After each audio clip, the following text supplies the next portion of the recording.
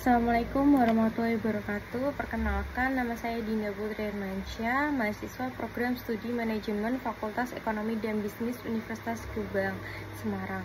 Pada video ini saya akan mempresentasikan hasil studi penelitian saya dengan judul Pengaruh Motivasi Kerja dan Kompensasi terhadap Kinerja Karyawan di PT Jalur Nugraha Eka Kurir Cabang Utama Kota Semarang dengan dosen pembimbing yang terhormat dengan Ibu Sri Nawatni SE. Baik, berikut saya akan jelaskan untuk tujuan penelitian yang saya lakukan, yaitu untuk menganalisa seberapa besar pengaruh motivasi kerja dan kompensasi terhadap kinerja karyawan pada perusahaan ekspedisi, yaitu PT Jalur Nugraha Eka Kurir Cabang Utama Semarang. Berikutnya saya akan menjelaskan manfaat penelitian yang saya lakukan terbagi menjadi dua, yaitu manfaat teoritis dan manfaat praktis.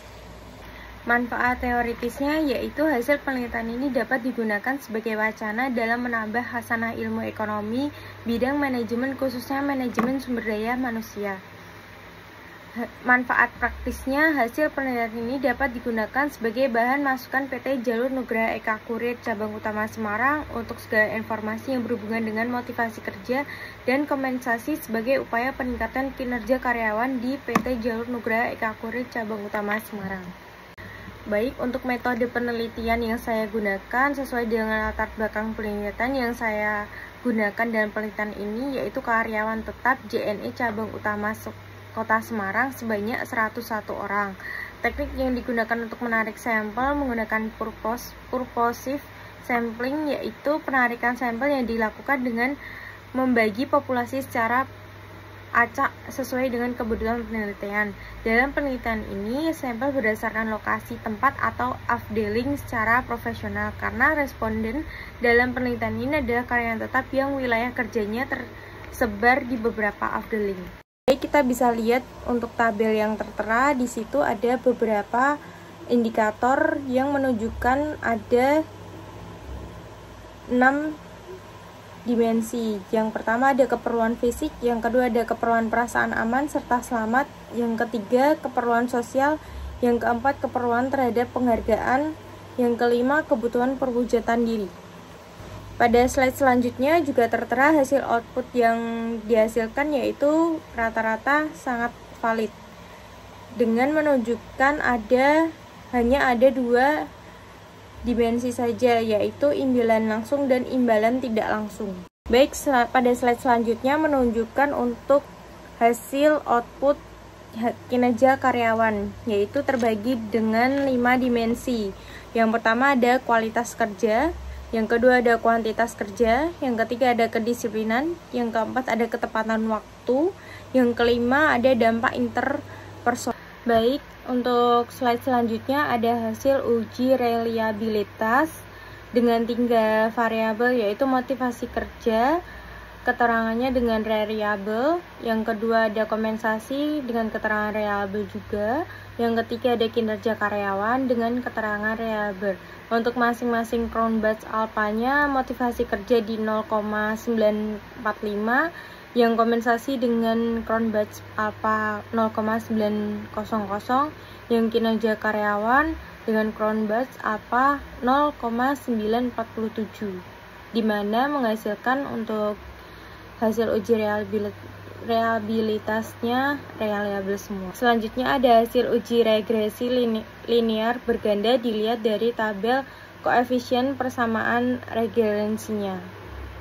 Selanjutnya yaitu hasil uji F, bisa kita lihat dari ANOVA hasil output SPSS 2019, di mana standar hasil uji F ini signifikansi dan harus di bawah 0,5, sedangkan untuk yang tertera pada hasil studi penelitian ini 0,0. Baik, berikutnya adalah koefisiensi determinasi. Kita bisa lihat dari tabel model summary, di mana kita bisa melihat dari nilai adjust R square, yaitu pada angka 0,664. Sisa dari adjust R square tersebut dapat dijelaskan dalam hasil variabel. Untuk uji T sendiri, untuk nilai signifikansi yaitu ada dua variabel bebas, yaitu variabel motivasi kerja dan kompensasi.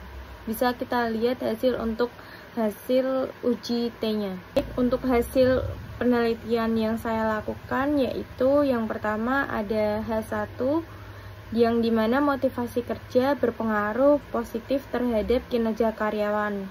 Yang kedua H2 yaitu kompensasi berpengaruh negatif terhadap kinerja karyawan.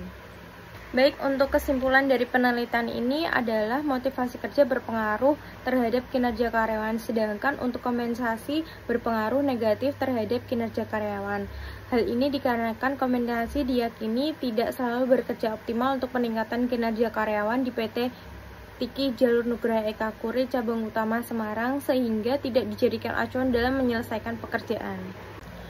Berdasarkan kesimpulan, maka peneliti dapat memberikan beberapa saran, antara lain perusahaan perlu untuk memberikan motivasi kerja terhadap para karyawan agar dapat bekerja lebih baik dan sesuai dengan tujuan yang diharapkan. Pemberian kompensasi terhadap para karyawan dapat menjadi salah satu cara untuk memotivasi karyawan agar bekerja dengan lebih baik, namun sebaiknya memberikan motivasi secukupnya dan tidak berlebihan. Dengan memberikan motivasi yang berlebihan dapat menyebabkan para karyawan seperti mendapatkan beban pekerjaan yang lebih, sehingga mereka bekerja dengan lebih kepada bagaimana mereka mendapatkan kompensasi sebaik mungkin, namun kualitas dari hasil kerja mereka menurun. Baik, terima kasih atas waktu dan kesempatan yang diberikan. Mohon maaf atas kesalahan yang saya lakukan dengan sengaja maupun tidak sengaja. Wassalamualaikum warahmatullahi wabarakatuh.